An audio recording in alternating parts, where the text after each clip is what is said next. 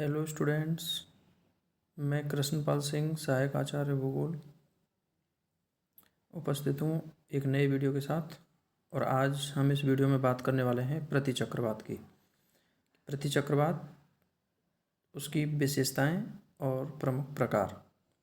तो सबसे पहले हम बात करते हैं प्रतिचक्रवात किसे कहते हैं, अर्थात प्रतिचक्रवात क्या है। तो प्रतिचक्रवात, जैसा कि नाम से स्पष्ट है, ये चक्रवातों के विपरीत स्वभाव वाले होते हैं। अर्थात प्रतिचक्रवात विशेषताओं में चक्रवात के ठीक विपरीत स्थिति में होते हैं। प्रतिचक्रवात वृत्ताकार समदाब रेखाओं से घिरा हुआ ऐसा क्रम है जिसके केंद्र में उच्च वायुदाब होता है तथा केंद्र से बाहर की ओर जाने पर परिधि की ओर वायुदाब क्रमशः घटता जाता है। अतः प्रतिचक्रवात में हवाएं केंद्र से बाहर की ओर चलती हैं और इनकी दिशा उत्तरी गोलार्ध में क्लॉकवाइज और दक्षिणी गोलार्ध में एंटी क्लॉकवाइज होती है।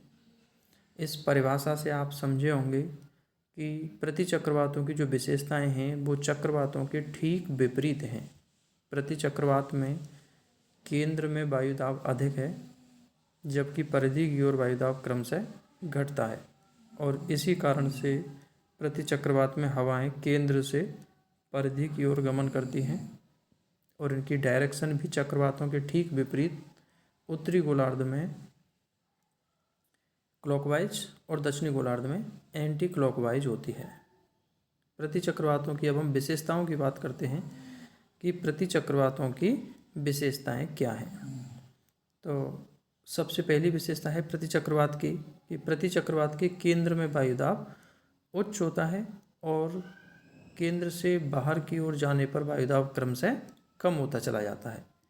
प्रतिचक्रवातों की दूसरी प्रमुख विशेषता है कि इनमें हवाएं उत्तरी गोलार्ध में क्लॉकवाइज होती हैं जबकि दक्षिणी गोलार्ध में एंटी क्लॉकवाइज चलती हैं।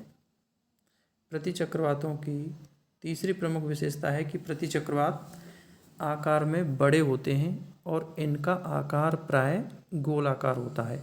अर्थात प्रतिचक्रवात में जो समदाब रेखाएं हैं वो लगभग वृत्ताकार आकृति में होती हैं और यही कारण है कि प्रतिचक्रवातों का आकार लगभग गोलाकार होता है तथा प्रतिचक्रवात आकार के दृष्टिकोण से चक्रवातों की तुलना में काफ़ी अधिक विस्तृत होते हैं, काफ़ी अधिक क्षेत्र को घेरते हैं। प्रतिचक्रवातों की अगली विशेषता है कि प्रतिचक्रवातों के आने से मौसम साफ हो जाता है, आकाश स्वच्छ हो जाता है और हवाएं धीमी गति से चलने लगती हैं।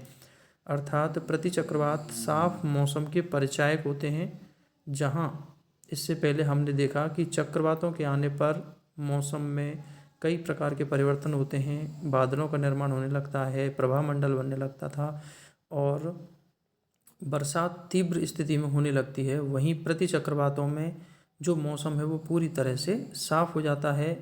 इससे पूर्व, प्रतिचक्रवात के आने से पूर्व भले ही बादल हों, लेकिन प्रतिचक्रवात के आने पर आसमान स्वच्छ हो जाता है और हवाएं बिल्कुल धीमी गति से चलने लगती हैं और बारिश की संभावनाएं बिल्कुल समाप्त हो जाती हैं। प्रतिचक्रवातों की अगली विशेषता है कि ये उपोष्णकटिबंधीय उच्च दाब क्षेत्रों में अधिक उत्पन्न होते हैं। अर्थात ज़्यादातर जो प्रतिचक्रवात हैं वो उपोष्णकटिबंधीय उच्च दाब की जो पेटी है, जो प्रमुख रूप से पृथ्वी पर 30 से 35 डिग्री अक्षांशों में दोनों ही गोलार्धों में पाई जाती है, जिसे हम उपोष्ण उच्च दाब की पेटी के नाम से भी जानते हैं। और इस उपोष्ण उच्च दाब की पेटी में ही ज़्यादातर ये प्रतिचक्रवात पैदा होते हैं। अब हम बात करते हैं प्रतिचक्रवातों के प्रकार की कि प्रतिचक्रवात के प्रमुख प्रकार कौन से हैं। तो सबसे पहले है प्रतिचक्रवात का पहला प्रकार शीतल प्रतिचक्रवात, दूसरा उष्ण प्रतिचक्रवात और तीसरा अवरोधी प्रतिचक्रवात। तो चलिए हम सबसे पहले बात करते हैं शीतल प्रतिचक्रवात की कि शीतल प्रतिचक्रवात क्या है। तो शीतल प्रतिचक्रवात ज़्यादातर ठंडे ध्रुवीय क्षेत्रों में पैदा होते हैं और इसी वजह से ठंडे इलाकों में उत्पन्न होने के कारण ही इनका नाम शीतल प्रतिचक्रवात रखा गया है। और शीतल प्रतिचक्रवातों की उत्पत्ति का प्रमुख कारण ध्रुवीय आर्कटिक क्षेत्रों में तापमान के कम होने का है, अर्थात इन प्रतिचक्रवातों की उत्पत्ति सीधे तौर पर धरातली क्षेत्रों में कम तापमान मिलने की वजह से होती है। ध्रुवीय क्षेत्रों में धरातल का तापमान बहुत कम हो जाता है, जिससे उन क्षेत्रों में वायुदाब अधिक हो जाता है और उच्च वायुदाब के केंद्र विकसित हो जाते हैं और वहाँ प्रतिचक्रवात का निर्माण हो जाता है। तो ये प्रतिचक्रवात ज़्यादातर ध्रुवीय इलाकों में पैदा होते हैं और इन शीतल प्रतिचक्रवातों का आकार काफ़ी छोटा होता है और ये काफ़ी तीव्र गति से आगे बढ़ते हैं। अब हम बात करते हैं दूसरे प्रकार की, और दूसरा प्रकार है उष्ण प्रतिचक्रवात, जो कि प्रतिचक्रवातों का सबसे महत्वपूर्ण प्रकार है और ज़्यादातर प्रतिचक्रवात उष्ण प्रतिचक्रवात की श्रेणी में ही शामिल होते हैं।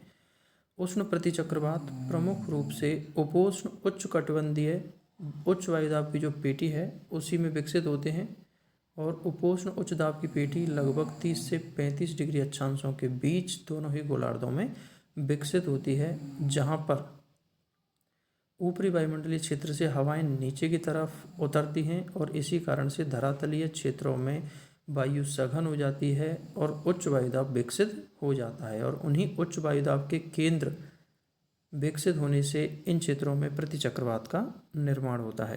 तो ये उपोष्ण कटिबंधीय क्षेत्र प्रतिचक्रवातों की उत्पत्ति के प्रमुख क्षेत्र हैं और इन प्रतिचक्रवातों को उष्ण प्रतिचक्रवात के नाम से भी जाना जाता है। और प्रतिचक्रवातों का तीसरा प्रकार है, विभिन्न विद्वानों ने तीसरे एक नए प्रकार की जो है खोज की, जिसे उन्होंने अवरोधी प्रतिचक्रवात के नाम से जाना। और ये अवरोधी प्रतिचक्रवात प्रमुख रूप से ऊपरी वायुमंडल में विकसित होते हैं।